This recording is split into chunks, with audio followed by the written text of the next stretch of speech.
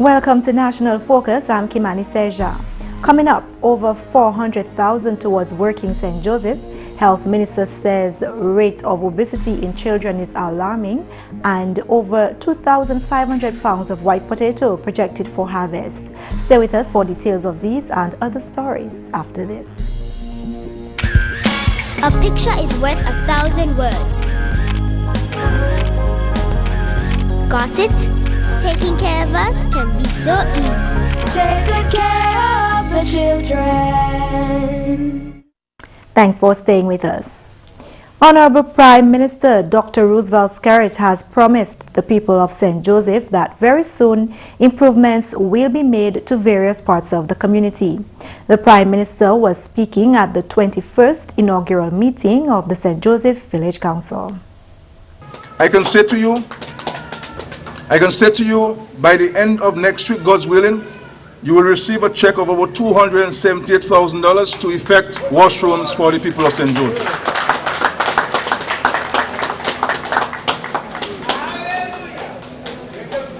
I am giving a commitment to the farmers group in anticipation of you forming yourself into a group. A commitment of an initial check of $15,000 that will go towards the purchase of fertilizer for the distribution to the farmers of St. Joseph. And in respect to the footbridge, I know that's been a concern, and the Parliament has raised this concern. There was a delay because we had to do the design of the footbridge for this particular part in St. Joseph. And it will cost the government over $113,000 to build this footbridge. The Prime Minister commended the new chairman and councillors who were sworn in on Wednesday. The incoming chairman, who was also the immediate past chairman, Eric Serra, outlined the accomplishments of the council for the past 3 years. With these garbage receptacles, we were able to centralize the garbage collection points to at least 3 main areas to facilitate easier pickup. As council, we initiated the elderly seek and shorten food hamper program, where on a monthly basis, we donated at least 3 food hampers to persons of need within the community. This initiative tremendously benefited quite a number of persons within our community. We also provided food supplies to the Caleb John Laura Primary School on a monthly basis. We sponsored the most needed supplies to assist in the school feeding program. We were able to secure several training programs for the youth of the community and neighboring communities.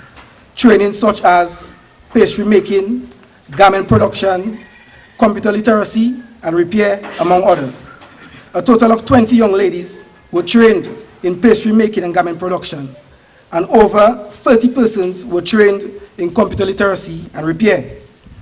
We were able to secure street lights through the help of the Honorable Parliamentary Representative for critical areas within the community. The council also was able to construct footpaths in the most dilapidated areas within the community, areas that are frequently traversed by our elderly citizens. Honorable Parliamentary Representative for the St. Joseph constituency, Kelva Daru, urged the community to support the council. To you, the villagers of St. Joseph, this afternoon, we have to support what is our own. This is our council. We have a right and a responsibility to ensure that we work together with this council to build up St. Joseph, to make St. Joseph a better place for each and every one of us. Because at the end of the day, the community does not belong to me as a member of Parliament. And I always tell you all, I'm only the parliament for now. But tomorrow, it could be somebody else. What happens when I leave?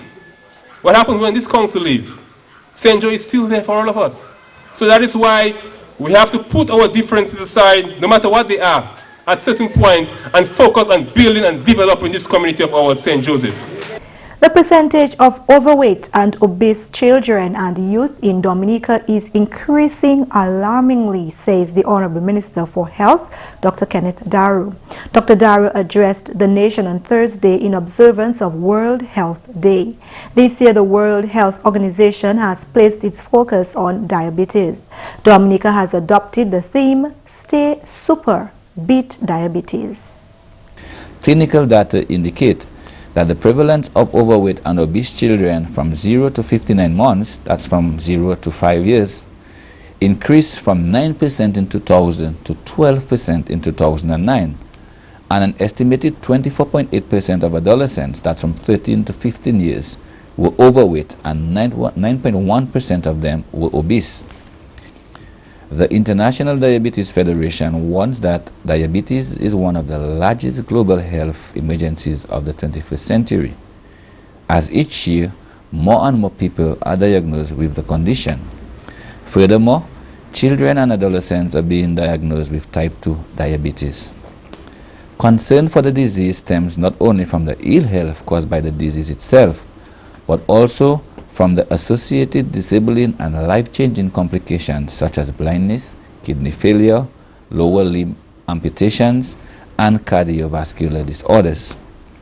The cost of treating these complications and the associated human suffering is of grave concern to us at the Ministry of Health and Environment and the entire government by extension. It can be argued that much of the overweight and obesity among our children is directly related to the processed energy-dense, non-nutritious foods and drink that they consume, coupled with physical inactivity at home and in the school environment. Some of our children are daily fed foods and drinks with high sugar and salt contents, and some of these so-called snacks can be classified as non-foods, yet our children consume them every day.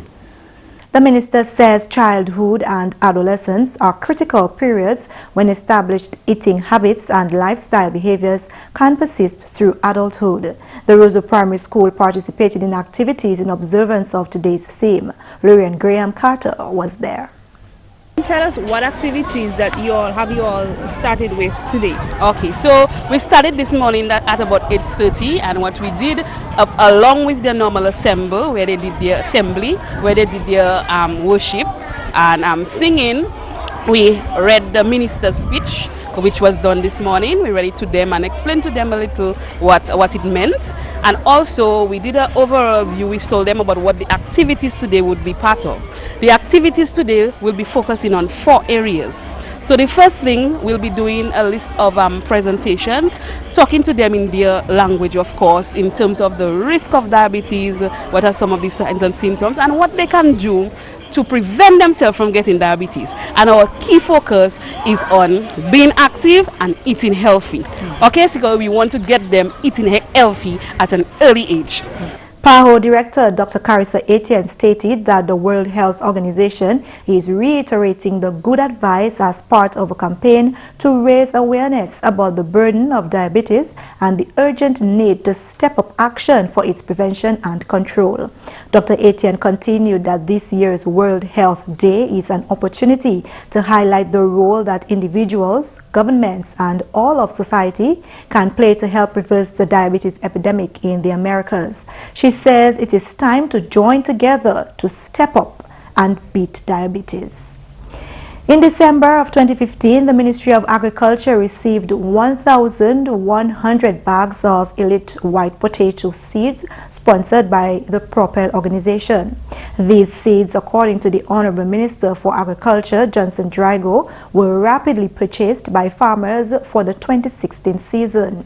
In an interview with the Honorable Minister on Wednesday, he gave an update on these potatoes.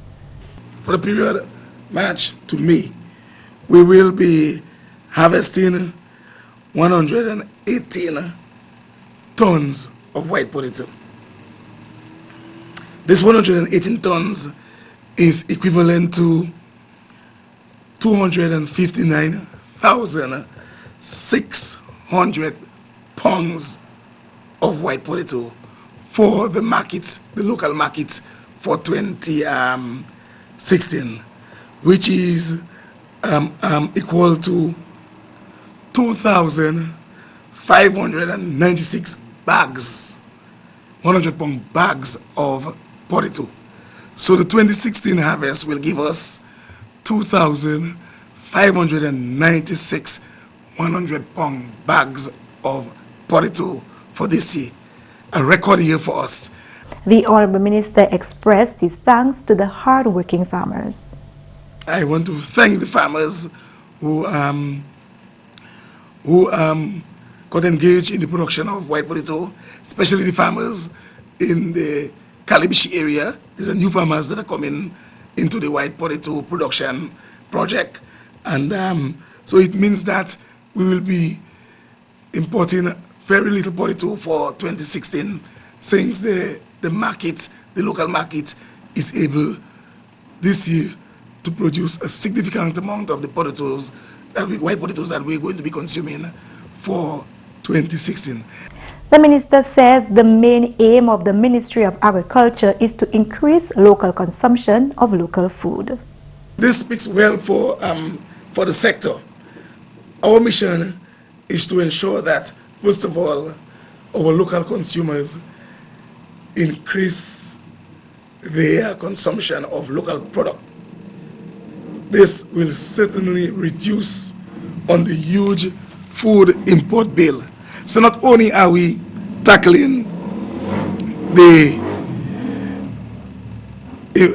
cutting down on meat, importation of meat, we are rapidly working on the other areas of agricultural products that we import into this country, as long as we can produce it locally, to ensure that we produce it. So we are asking our consumers out there to continue to buy local and continue to support the agricultural sector. The Honorable Minister assures that the local produce will get a chance on the local market. There is the tariff structure in place for limiting the importation of potatoes during the peak season, local peak season.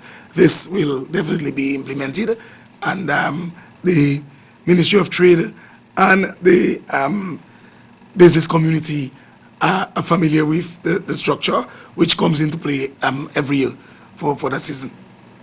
In more news, a national trade facilitation workshop geared at improving the efficiency, speed, and transparency of trade in Dominica got underway at the Fortune Hotel on Thursday. In December 2013, Dominica signed the Trade Facilitation Agreement at the 9th Ministerial Conference in Bali. When fully implemented, this trade facilitation agreement will obligate World Trade Organization members such as Dominica to improve customs procedures, transparency and efficiency, and increase cooperation with other border control agencies and the private sector. At the workshop's opening ceremony, Acting Director of Trade, Mathan Walter, explained that Dominica has already implemented several components of the agreement. However, there are more key areas for implementation. We were able to implement most of the measures when the agreement comes into force, whenever that may be.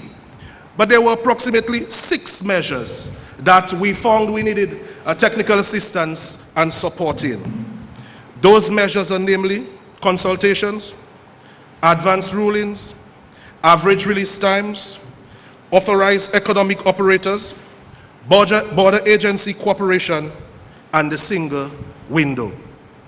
So therefore, a proposal was forwarded from the Ministry of Trade, Energy and Employment through the OECS Commission to the ITC. The ITC perused that proposal and answered our call for assistance. The idea, therefore, for this workshop is to sit and put together bankable proposals that the ITC can take to their friends and to donors so that these measures can be implemented in the Commonwealth of Dominica. He says the objective of the workshop is to put together proposals that will attract funding for the implementation of these 6 measures. Lead facilitator for the workshop is Business and Trade Policy Advisor at the International Trade Center, Ben Chapnick. He speaks of the benefits of trade facilitation. As far as trade facilitation is concerned, the number one aim is to really bring down the cost and the time it takes to trade in products. So that affects both imports and exports. So on the import side, if you can implement good trade facilitation reforms and you can lower the cost of bringing in products, it's very good for consumers. So obviously that means that anybody who's buying an imported product, they can get it more cheaply. Maybe you have more variety of products coming in. On the export side, it potentially contributes to competitiveness. So if at the moment you have exporters who unfortunately are losing time at the border, or the cost of exporting is excessively high, it affects their competitiveness when they're trying to sell their products into other markets. So in real world terms, those are the two major benefits of trade facilitation reform. He says his main aim is to help stakeholders identify the gaps preventing Dominica from implementing trade facilitation measures. The other facilitator for the workshop, United Nations Conference on Trade and Development, or UNCTAD representative Paul Hansen, expands on some of these challenges. Amongst others, it is funding, because some of the implementation issues requires that there is funding for investment. Some other issues is that there needs to be very solid knowledge in all of the government institutions, but also in the private sector on the implementation requirements, so that there is both the technical basis, but also the, so to say, people knowledge. So I think those are some of the major challenges that Dominica will face. While he says it may take up to 7 years to fully implement the agreement, the Director of Trade is confident that within 2 to 3 years, the agreement will be fully operational in Dominica. The workshop is scheduled to end on April 8th. GIS will bring you more from this in another newscast. You're watching National Focus. More when we return. I had a bleeding disorder that I did not know about, and they had to be transfusing me continuously. I got 56 units. Being there at the blood bank, I was like, yo, I'm actually saving someone's life. You never know when you can go. Give blood. I have done it, and believe it or not, it don't hurt. I won't be scared. I'll give. You know you're gonna give blood. I'll make sure she does. Sit down at the blood bank in a comfortable environment for 45 minutes. Helping people.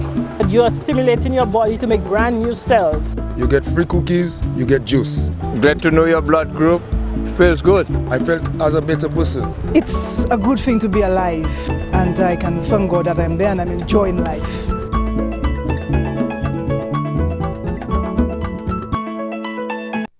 Welcome back. The town of Portsmouth is once again enjoying the benefits of work done by the government of Dominica. In an interview with GIS News, the Honourable Member of Parliament for the Portsmouth constituency, Ian Douglas, says he is elated by the ongoing work. Honourable Douglas spoke about the road rehabilitation projects in different parts of the town. We just completed an inner road in Chance. We've been concentrating a lot on our infrastructure. So a lot of the roads and the drains in Chance, in Zikak, in Glanville, in Portsmouth Central. In Portsmouth Central, we have a major road work on right now on Rodney Street. And I want to thank the people of Portsmouth for their patience and understanding, because that's work that had begun quite for some time now. The project was supposed to have resurfaced and rehabilitated Haberlin and Rodney Street. Haberlin was done, the drains and the sidewalks and the resurfacing. The MP says works on Rodney Street was delayed because of inclement weather conditions in that part of the island. He says engineers and contractors met to discuss the way forward, and works should resume on Rodney Street in the shortest possible time. The project has been delayed, but we have sorted out all of the issues associated with that, and the Ministry of Works have been in dialogue with the contractor, and we should see the work begin in short order. I would say in the next week or two, we should see works begin on Rodney Street. Honourable Douglas gave some insight on road and drainage projects in Glanville. In Glanville, we want to complete all of the servicing, the road servicing that we've started in Glanville and Georgetown. In Georgetown, we just kind of settling now on the lots, on the number of lots we can get in Georgetown. Then we have to do the infrastructure.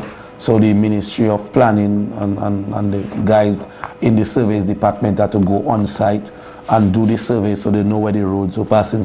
The Portsmouth Market is also one of the projects on the cards to be looked at. The minister noted that the market is very important to the people of Portsmouth and environs for the buying and selling of locally grown produce. This is the reason why the government sees the need to enhance this facility.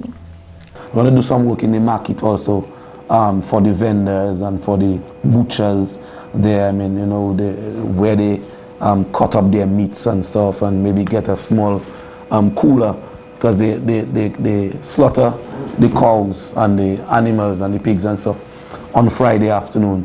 So we can get a small chiller where, you know, they can keep the meat chilled and stuff, and tile the area and put some nice hard plastic cutting boards and stuff in the market, and raise the whole ambience of the market to blend with the fisheries complex, because the fishermen really has a beautiful facility there.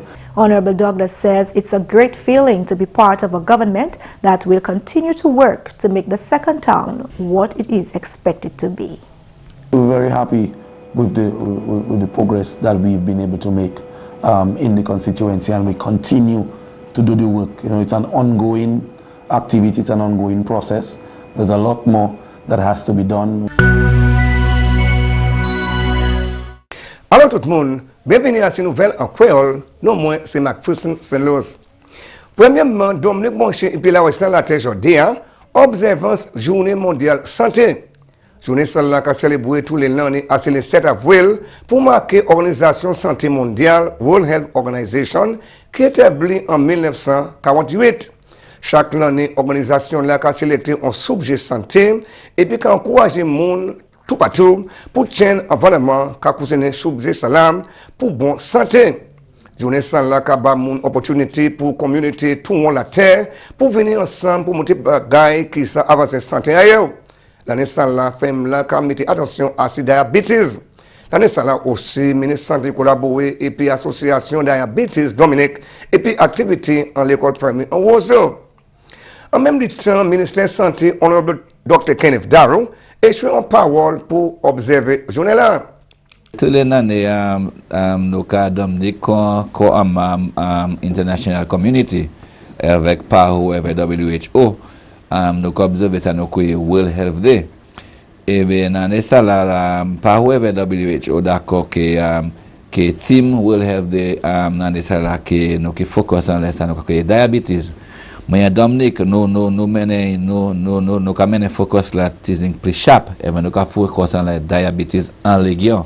Parce que ça nous avons la terre Dominique aussi c'est plus en plus nous avons plus jeunes monde nous avons diagnosé avec ça nous avons créé type 2 diabetes.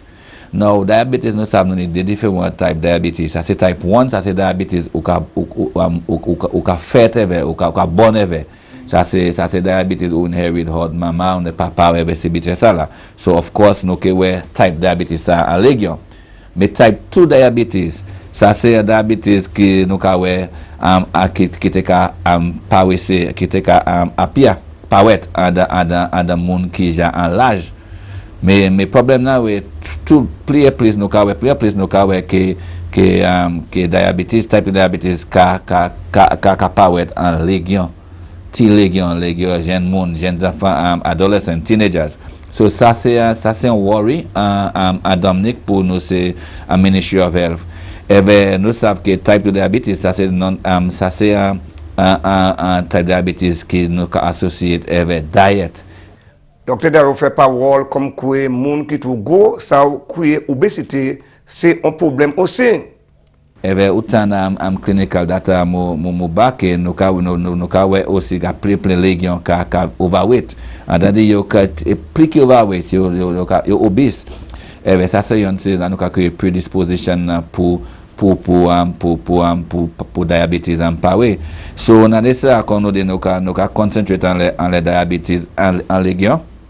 Et bien aujourd'hui à Roseau Primary School nous tenons un programme of activities la Diabetes Association ensemble avec Ministry of Health nous tenons un series of activities aujourd'hui. So ça nous a dit nous voulons aussi dire que le gouvernement a jamais mis combien de bagages en place pour combattre nos diabetes et seulement diabetes non chronic non-communicable diseases.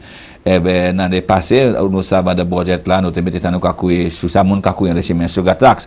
Là nous d'accord nous allons increase tax là other importation c'est tout ces manger avec boire qui high calorie foods qui nous savent qu'à contribute to diabetes avec les autres NCDs. À la nouvelle, ministre Commodity Chain, un workshop des jours qui mettait attention à ces affaires facilitation trade. Dominica implémenté agreement World Trade Organization qui a concerné facilitation commodité et puis manière et qui agit et puis affaires ça. Plusieurs aspects qui concernent les affaires commodité qui a discuté en workshop ça. M. Martin Walter, c'est directeur commodité en Dominique. En 2013, nous avons signé un agreement. Un agreement avec la World Trade Organization, Trade Facilitation Agreement. En Dominique, toutes ces mesures-là qui sont dans l'agreement, nous faisons manœuvre pour assurer que nous savons depuis l'agreement venu en force. Mais il y a 6 différentes mesures. Nous croyons pour nous, nous besoin de monde pour aider nous, pour nous l'argent avec expertise pour nous implémenter en pays Dominique. C'est pour cause que nous avons workshop ça à la Dominique, à Fortune Hotel, même pour 2 jours. Dans ces 2 jours là, nous travaillons avec ITC, qui c'est une organisation à United Nations, avec UNCTAD, un lot subsidiary à United Nations, qui aide nous pour saisir. Parler contre ces mesures-là, avait fait proposal qui ITC avait UNCTAD ça mené pour donor agencies pour Zamio en Genève en Europe pour yo ça taper l'argent avait expertise pour nous ça faire ces bagages ça là en réalité en pays la Dominique. Mr. Walter mentionné moun qui a participé. Il y a différents monde. Il y a private sector, moun public sector. So il y a DAIC qui c'est Chamber Commerce, il y a Tropical Shipping, il y a Brokers Association, il y a Rockstars Association, il y a Ministry Health, il y a Ministry Law, Ministry Justice, Ministry Trade, in a moun qui a fait Statistics, Customs and Excise Division. So c'est un joint team, private et public sector qui a saisi là pour discuter ces mesures. Messieurs, mesdames, ça c'est tout pour Nouvelle en Créole pour à présent. Moi, c'est McPherson Luce. Au revoir. Coming up next, your tip of the day. Following a healthy lifestyle can help you prevent overweight and obesity. Many lifestyle habits begin during childhood. Thus, parents and families should encourage their children to make healthy choices, such as following a healthy diet and being physically active. Focus on portion size. Watch the portion sizes in fast food and other restaurants. The portions served often are enough for 2 or 3 people. Children's portion sizes should be smaller than those for adults. Cutting back on portion size will help you balance energy in and energy out. And that's all for this edition of National Focus. We always welcome your suggestions and comments. Drop us an email at gis@dominica.gov.dm or visit our website news.gov.dm. Like our Facebook page, facebook.com/GIS News Dominica, and follow us on Twitter at GIS Dominica. You can also catch up on past National Focus newscasts on our GIS Dominica YouTube channel. Live streaming is also now available 24 hours a day. From all of us here on the GIS News Production team, I'm Kimani. Thank you for watching and join us again next time on National Focus.